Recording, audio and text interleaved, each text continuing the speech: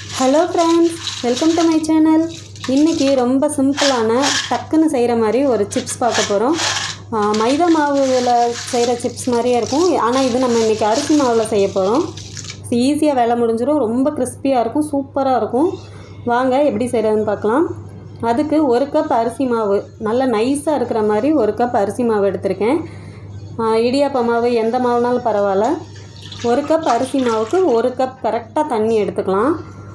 அது கூட கொஞ்சமாக சீரகம், கொஞ்சமாக சில்லி ஃப்ளேக்ஸ், கொஞ்சம் 2-3 பட்டை வத்தலை நான் பொடி பண்ணி போட்டிருக்கேன்.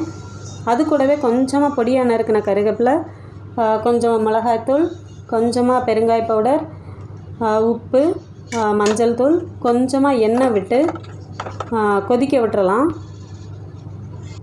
இது நல்லா இப்போ கொதிச்சிருச்சு. இப்போ அடுப்பை ஆஃப் பண்ணிவிட்டு நம்ம எடுத்து வச்சுருந்த மாவை கொஞ்சம் கொஞ்சமாக போட்டு அப்படியே லைட்டாக கிண்டலாம். இப்போ கட்டி விடுற மாதிரி தான், கட்டி கட்டியாக இருக்கிற மாதிரி தான் இருக்கும். கொஞ்சம் ஆறவும் நம்ம நல்லா கை வச்சு பிசைஞ்சிக்கலாம். இப்போ இது நல்லா கிளறி விட்டுட்டு அப்படியே ஒரு கொஞ்சம் ஆறுற வரைக்கும் அப்படியே விட்டுறலாம். இதை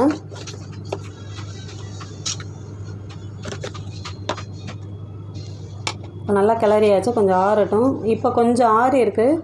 அப்படியே நல்லா அப்படியே அழுத்தி விட்டுட்டே இருந்தால் நல்லா சேர்ந்து வந்துடும். சூப்பராக கட்டி இல்லாமல் வந்துடும். இந்த இவ்வளோ சாஃப்டாக நல்லா பிசைஞ்சாச்சு. இதை இப்படியே வச்சு தேய்ச்சோம்னா நம்மளுக்கு ரொம்ப விரிசல் விட்டுக்கிட்டே இருக்கும். இதை நல்லா இன்னும் கொஞ்சம் ஒரு 5 நிமிஷம் மட்டும் நல்லா சப்பாத்தி மாவுக்கு பிசைகிற மாதிரி நல்லா பிசைஞ்சு வச்சுட்டா சூப்பராக தேய்க்கிறதுக்கு சூப்பராக வரும். இப்போ இதை நல்லா இப்படி அழுத்தம் கொடுத்து தேய்ச்சாச்சு. இதில் கொஞ்சம் சின்ன சின்ன உருண்டையாக எடுத்து வச்சிடலாம் தனியாக.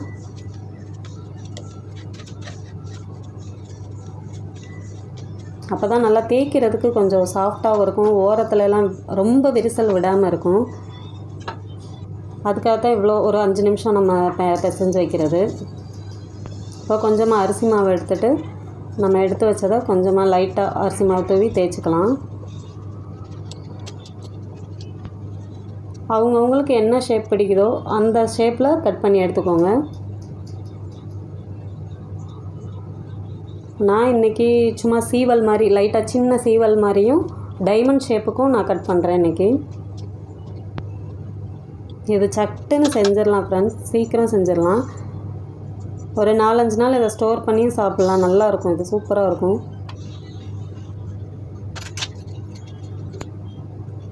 இப்போது சீவல் டைப்புக்கு எடுத்தாச்சு. இப்போ அடுத்து நான் டைமண்ட் பண்ண போகிறேன்.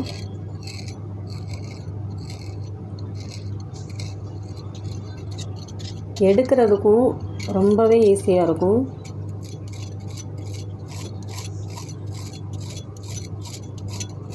எல்லாத்தையும் அப்படியே ஒரு தட்டில் எடுத்து வச்சுட்டா அது கொஞ்சம் உணர்ந்துட்டு இருக்கும்.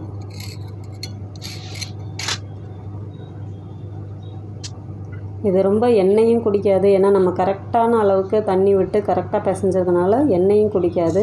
இப்போ எல்லாத்தையும் எடுத்தாச்சு. இப்போது எண்ணெய் காஞ்சிருச்சு. எண்ணெய் நல்லா காயவும் லோ ஃப்ளேமில் வச்சுட்டு நம்ம எடுத்து வச்ச சிப்ஸ் எல்லாம் போட்டு பொரித்து எடுத்துடலாம். கொஞ்சம் லோ ஃப்ளேம்லேயே வேகட்டும். ரொம்ப சிம்மில் வச்சிடாமல் லோ ஃப்ளேமில், கொஞ்சம் மீடியம் ஃப்ளேமில் வேக வச்சா அந்த எண்ணெயெல்லாம் சலசலப்பை அடங்கினோடனே நம்ம எடுத்துட்டால் ரொம்ப கிறிஸ்பியாக இருக்கும்.